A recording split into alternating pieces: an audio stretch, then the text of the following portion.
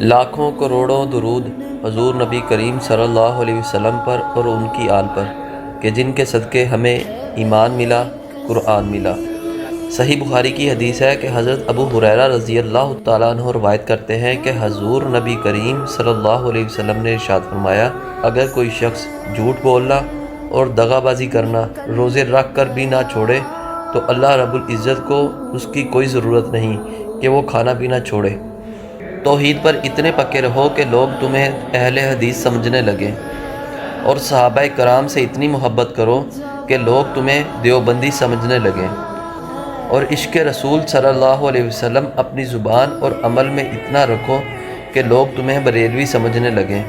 اور اہل بیت سے اتنی محبت کرو کہ لوگ تمہیں اہل تشیع سمجھنے لگیں۔ اور جب کوئی تم سے پوچھے کہ کس فرقے سے تعلق رکھتے ہو تو کہہ دو کہ میں بس مسلمان ہی ہوں، اور میں اللہ کی پناہ مانگتا ہوں فرقہ واریت سے۔ اللہ رب العزت سے دعا ہے کہ ہمیں گناہوں سے بچنے اور نیکیاں کرنے کی توفیق عطا فرمائے۔